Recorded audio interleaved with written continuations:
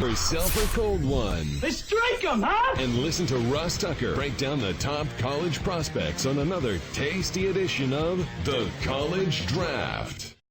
Yeah, it is Daddy Soda time here on the College Draft Podcast presented by DraftKings. I'm Ross Tucker, beyond fired up for today's show.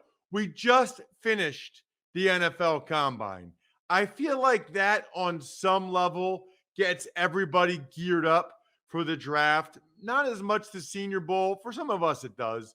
But everybody now is in NFL draft mode as soon as the Combine happens. And I've got the two best guys in the business in my mind to discuss what was important, what wasn't, who stood out to them, who didn't.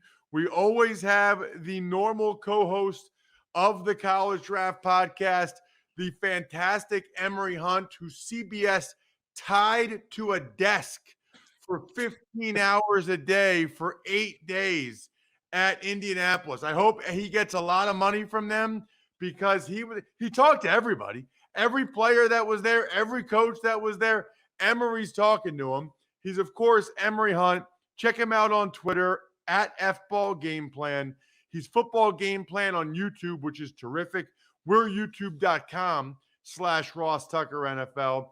And then, of course, I love his draft guide because of the depth, the breadth, and I can't say words that end in TH that often because it just sounds weird. Footballgameplan.com/2022 draft guide. The other guy on today's show, he invented the show. He invented the show that we're talking about right now, okay? Like, it was his idea. He's like, we should do a year-round draft show. I'm like, all right, Fran, let's do it. He is the great Fran Duffy from the Philadelphia Eagles. He's got a great Twitter handle. It's at Eagles X's and O's, which is perfect. Highly encourage you to subscribe to the Journey to the Draft podcast. The content, the guests, it's excellent. It's awesome, by the way, that the Eagles have a guy like Fran that does what he does. I don't know. I mean, Fran, I don't know how many other teams have a guy like you. And I'm biased because I do the Eagles preseason games and pregame on TV. Fran's videos, I don't know how many teams have guys that do post-game videos like Fran does. Invaluable. Fran, welcome back to your show. Well, Ross, Emory, it's always great to be back. Thanks so much for both of you for having me. So, Emory, we get a lot to get to, but I don't know if you saw Fran. He did like a day in the life. First of all, the Eagles started their own website to do Fran's day in the life of the Combine. It's called eaglescombine.com. And I don't know how you did it, Fran, but he went from 4 a.m. to midnight, and he talked to 3 or 4 people in the Eagles organization about every step, like breakfast, workout, walking to the stadium. It was amazing and in-depth. I guess I just want you to start with that, Fran. Obviously, I encourage everybody to go read it, blah, blah, blah. You know the deal. But, Fran, so to give people give people what it was, to excite them about it, to go read the whole thing, and what your biggest takeaways were from it. Sure. Well, to me, I've done some of these day in the life diary kind of pieces in the past, whether it's with coaches, with scouts, with general managers, and with the Combine, as you guys know, there's just so much that goes on. And honestly, I wish I could have even covered even more, but it would have been twice as long if I kept going. I wanted to talk to agents and to players, to more players, and really get a sense of everything from every side, national media members, but really just I was lucky enough to get the access with our coaching staff, with our personnel staff. I had 3 coaches on. I had 4 members of the Eagles front office. So it was a great, really experience to be able to say, okay, take us through step by step, everything that kind of happens from, before the sun comes up to well after the sun comes down. So every aspect of dealing with players, the players going through drills, the medical exams.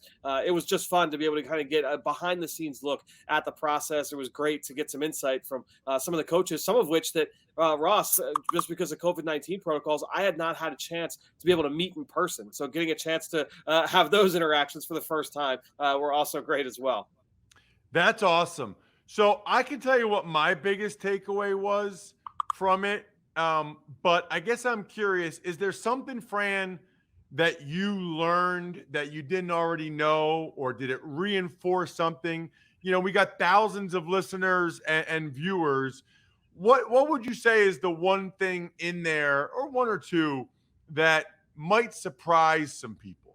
I think the big thing that I wanted to make sure we got across is the difference between the formal interviews and the informal interviews, how those take place, when those take place, basically just how those are executed from a team standpoint. And so talked with a couple of different coaches and scouts just about the difference between them, because you're going to get all those reports now of such player X talked with team Z at the combine. It's like, all right, well, what did that entail? And so the difference between the formal and informals were important. To me, the one thing I learned was just a little bit more behind the curtain of the medical process. Learned about, some guys, they go and it's, 3 or 4 hours. You get there first thing in the morning. Those guys would get there like 7 a.m. And then they'll leave by lunchtime. For some, they would have like 8 to 12-hour days at the medical. And I also learned that some of the medical procedures happen at the stadium. Some of them happen at the local hospital. So just getting a little bit more insight into the medical process. And remember, teams don't get those reports back for another couple weeks, because now all 32 teams, they just went through 350 plus prospects. Well, now they get back and now they have to go through all of that information, because you don't have the ability to do that real time, because as soon as one guy finishes, the next guy steps into the room. Now they're going to go through all that information, give that back to the teams within the next couple weeks. So I got something for Emory as it relates to interviews, but I want to ask you first, Fran. I think people know that you're allowed to schedule a certain amount of formal interviews, and the kids come and you have, what is it, 15 minutes or something? It's a 20-minute space. They're all 20-minute time slots. They end up being about 15 minutes with travel in between. So tell the listeners about the informal interviews. So the informals, basically what happens is in one area of the stadium, it used to be over at the Crown Plaza Hotel in downtown Indianapolis. There's an area where, and this is new over the last couple of years, where before it was just one giant room and a giant free-for-all. And anytime I've had conversations with scouts in the past and assistant coaches in the past, it was truly the Wild West in there, where literally like fist fights and arguments would break out, like trying to say like, oh, it's my turn with this prospect. No, it's my turn. And now that has calmed down a little bit. And the combine has added a little bit more structure to it. Now the players are broken up into 4 different quadrants and cycled through. It still means there are a lot of players for just a limited number of teams. And so tensions can rise a little bit, but it's still a little bit more structured. And again, those are more one-on-one type scenarios where, hey, it's the tight end coach sitting down with a tight end. It's the Southeast area scout sitting with a quarterback from that region, right? Those are one-on-one. Whereas the formals, that's where the player comes into the room and he sits down at the desk and you've got 20 people from the organization sitting in there. So that's the difference between those. Emory, you interviewed a lot of players while you were there. Now, this is a media interview. You're on the stage, but still, I mean, I guess I'm curious, how important is that to you in the process, Emory? And what do you feel like you can glean from that? I don't interview as many guys now, but when I was at SiriusXM, we would interview guys all the time. And by the way, I don't know if you guys know this, there were a bunch of NFL teams that would request and listen to every interview we did with prospects. I can remember one prospect, we said to him, what are you going to get? What's going to be your first purchase, when you get drafted? And not that there's anything wrong with this, but he said, I'm going to get a Lamborghini, a gold Lamborghini. And I remember hearing from one coach who was like, yeah, I don't know if that's the one. And maybe that's not a good reason to be down on a guy, but it was very interesting, the impact that those interviews have. Do you sense that, Emory, when you're interviewing guys on the air? And do you put a decent amount of value? Because I know you really like talking to these guys. Yeah, it's funny you say that, because I found out a couple of years ago that scouts used to watch my interviews from the Shrine Game or Senior Bowl. I'm interviewing prospects because of the line of questioning and being able to elicit certain answers from guys that they can't get out because, everyone is in an interview. They're giving the best representation of themselves. So they're going to be a little bit buttoned up when they're talking to teams. But for nobody like me, they'll be a little bit more open. It's just, environment is different.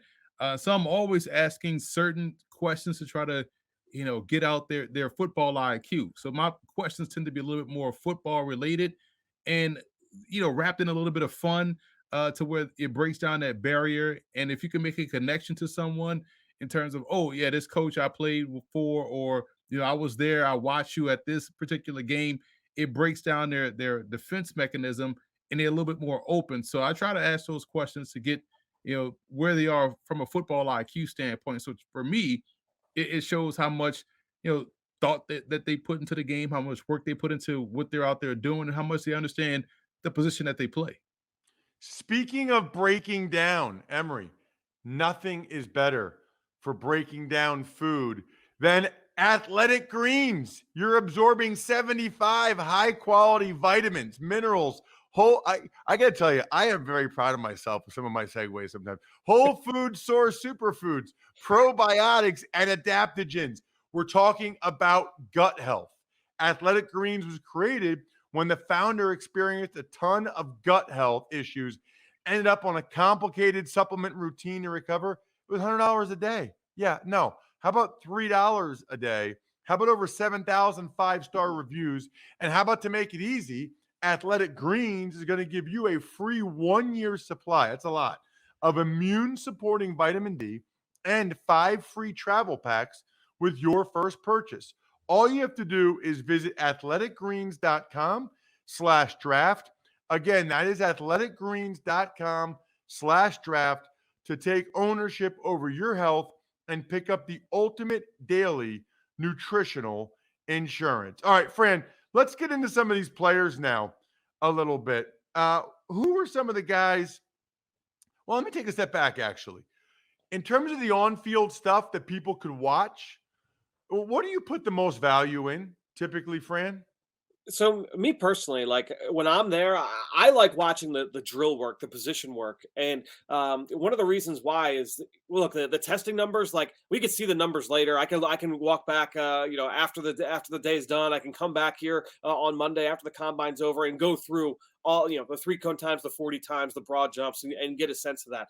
To me, like the positional work, where number one, you can't, as you guys know, like these guys have trained months to, not cheat the drill, but basically win the drill. I'm going to do the best I can through the 3-cone. I'm going to do the best I can to run the 40. Whether or not that means I'm faster than the guy that's going before me or after me, that's one thing. But if I had a better start, if my technique was better, coming out of the first 5 yards, then my time might be better than his, right? So to me, I look more at the positional work, the position specific drills. And what I like about it is that you see those guys go in rapid succession, rep after rep after rep, drill after drill after drill. Is every drill perfectly applicable to what those guys are asked to do on Sundays? No. Some of them are kind of silly, but it's about putting them in stressful situations, asking them to do kind of weird athletic things that maybe they have to do, maybe they don't, but getting a chance to see all those guys change direction, and go through all the different lateral and linear movements that you'll be asked to do on Sundays in shorts and a t-shirt. You get a sense of movement with all these guys, and also just seeing who does the drill the best. They learn the drill on the spot. All right, this is what we're going to do. Who can go up and execute the drill? Some guys, they have to redo it 2 or 3 times. They get sent to the back of the line. Hey, step aside. We'll come back and do it again. So getting a sense of those guys that just go out and just move around, go run around and be an athlete. And that's the thing I personally like watching most in Indianapolis. Couldn't agree more. I'm a big position-specific workout guy, and seeing them go through the actual drills, because those are the drills that relate most to actually playing their position. I will say, Emory, I think, now you tell me, did like all the running backs boycott the short shuttle or something like that? I'm a big believer in the short shuttle. I mean, like Aiden Hutchinson, that time is crazy. I think it's such a change of direction sport. And that really says a lot about how quickly guys can move and get in and out of where they're going. I probably put the most stock for most positions in the short shuttle, Emory. Yeah, football is a game of short area bursts. So, I mean, anything that's short and quick and explosively driven, I'm all for. And yeah, I think the running back saw what happened the day before with the slow times from the other positions. Like, you know what? It's not going to happen to us, or not on my watch. They just bypassed it because of how long the days were. And it ties into a lot of what I had an issue with how the combine was set up this year. Guys are bench pressing the same day that they're running a 40, just all kind of chaos. So yeah, the running backs was like, you know what? We're not going to, tank our draft stock by having these slow shuttle times. We're going to do one thing, the 40, and then do positional drills. That is really interesting, Fran. Yeah, and I think the big thing is, those guys come out to warm up. It's quarter after 5, 20 after 5, and they don't do the shuttles until after the positional work was done, and that was at like 10:30, right? So, that's a long time to be out there and make sure that you're executing at peak athletic performance. And so we saw some slower times from the receivers on Thursday night. It wasn't a shock that the running backs chose not to partake on Friday. Now, for Sunday's workout, for instance, obviously it's a little bit earlier in the day. Those guys were able to go out. You saw the DBs go through, not all of them, but we saw a bunch of the DBs go through those agilities. That even that second group, the safety group, you saw those guys go through the 3-cone and the short shuttle. So I think that's going to be interesting to watch here over the next couple of years. Give me a guy or two, Fran, that really stood out to you with the on-field work that you were really impressed by what he did. Maybe it is the positional drills, or maybe it's some of the timing stuff.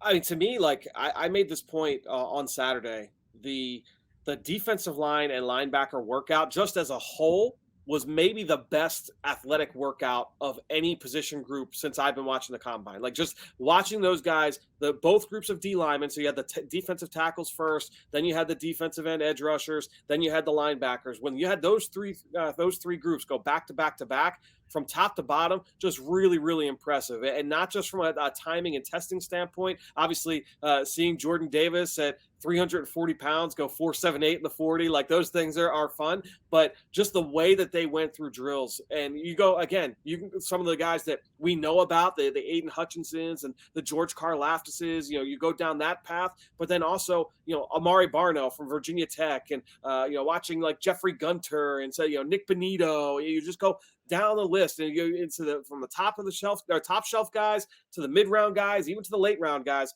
I thought it was just a really, really impressive showing on Saturday from that entire group in the front seven. Emory, if everybody runs a really fast time, is it as impressive?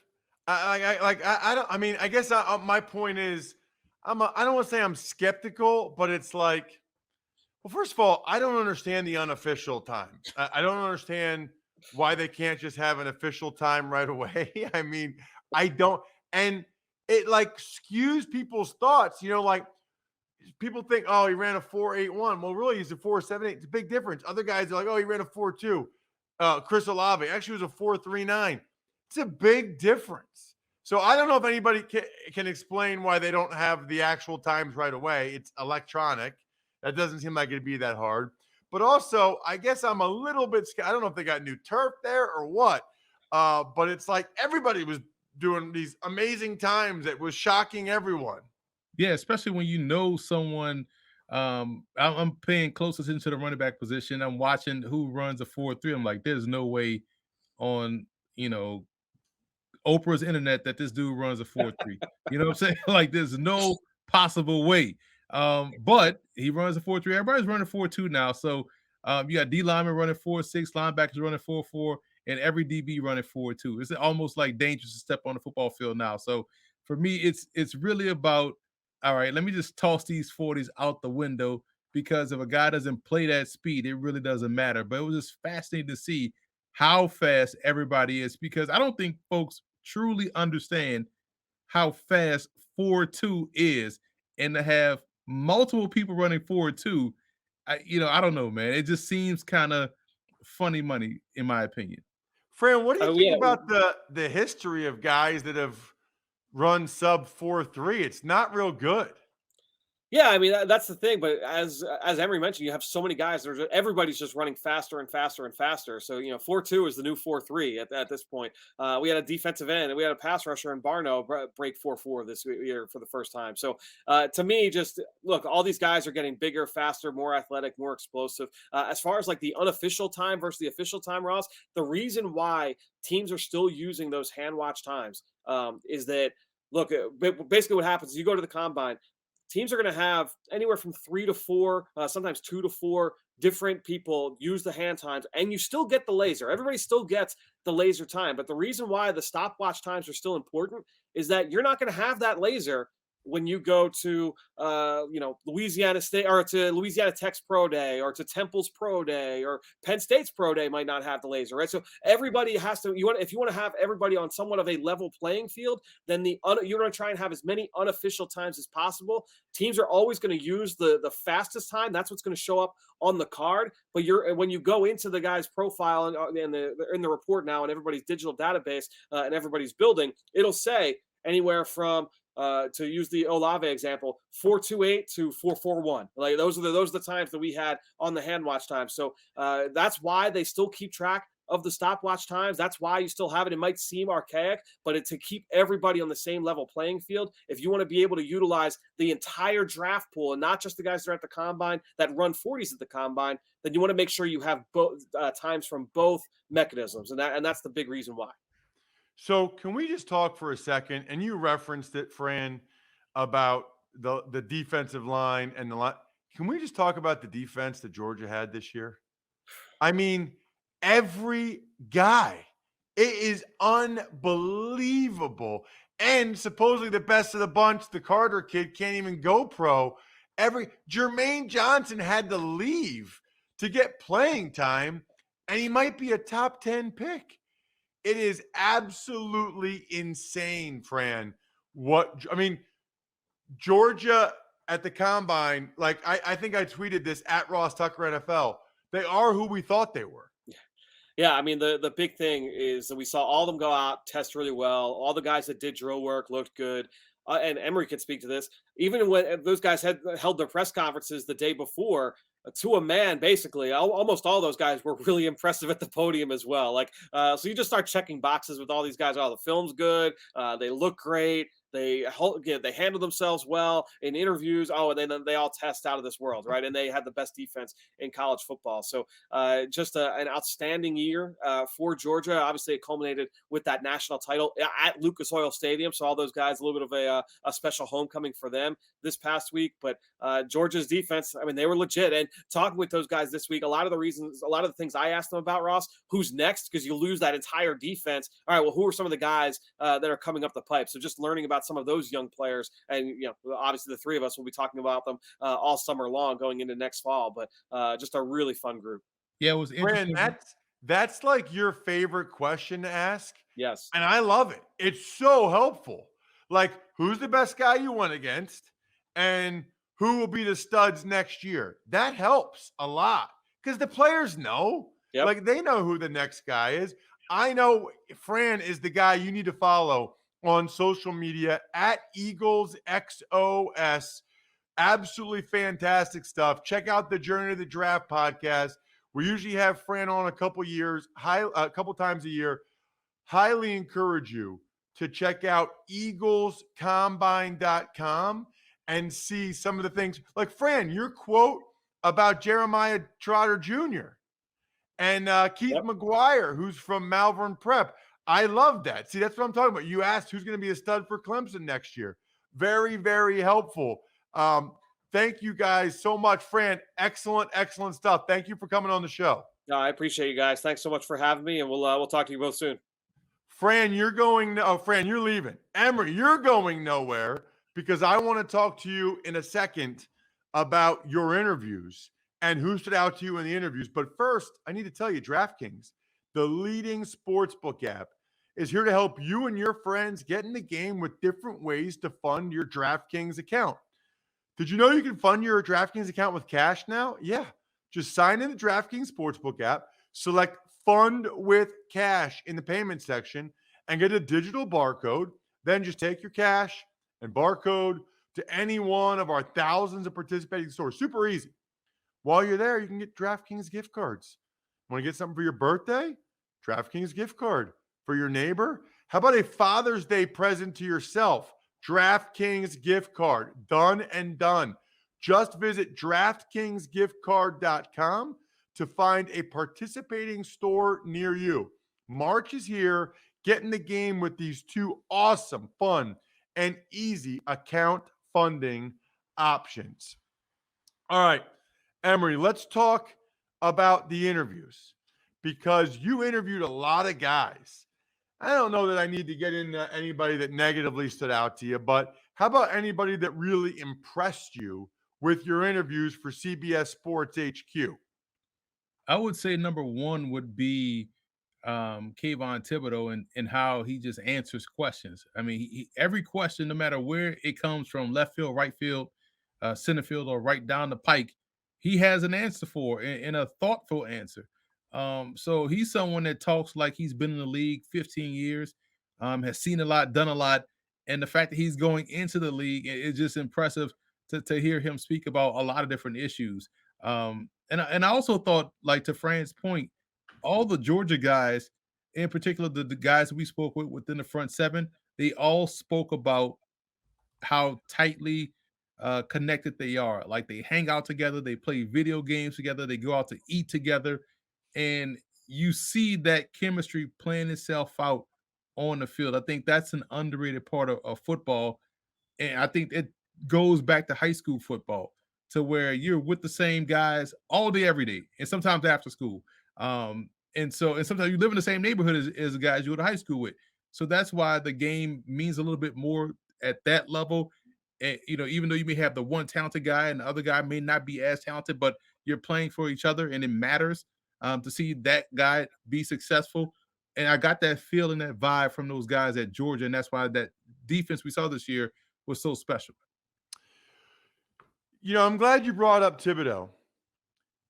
He, I guess maybe you can give me the details, but he kind of stopped in the middle of his workout or something, or he didn't complete his workout, said he was tired.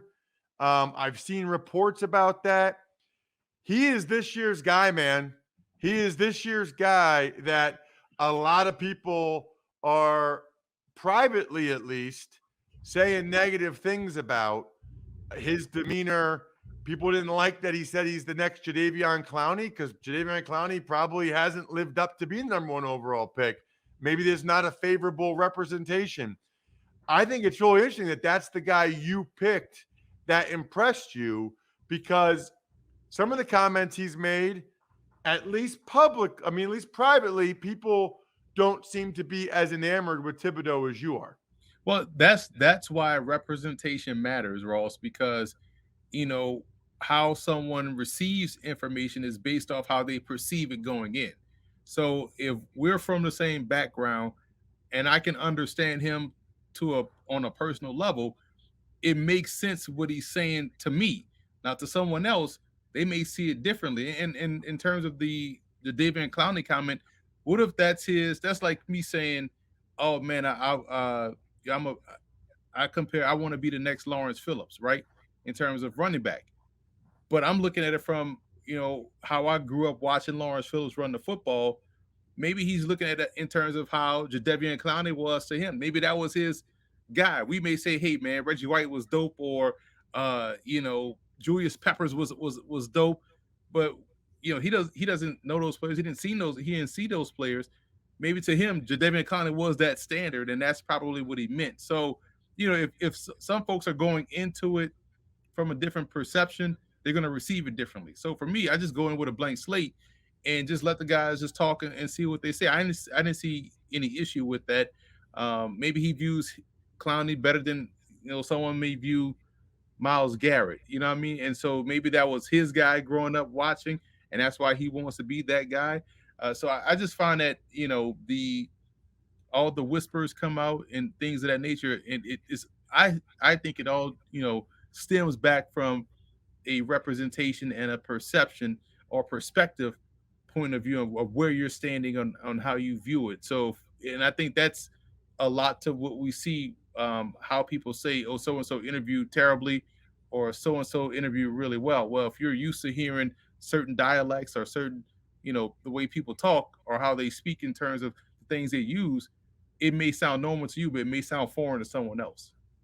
Check this man out on social media at FBall Game Plan on Twitter. I know a lot of you are on Twitter. It's Football Game Plan on YouTube. And of course, it's time. I mean, it's that time of year. Footballgameplan.com/2022 draft guide. Love when those of you tweet at us your receipts from buying it. Love the patrons. Patreon.com/RT Media. Guys like Zach Flaherty, Tuckheads J, they were having a conversation on our private Slack channel about how much they love Emory and the College Draft Podcast. Awesome. You guys can be patrons as well. Patreon.com/RT Media. Other than that, the keg is kicked. We are all tapped out.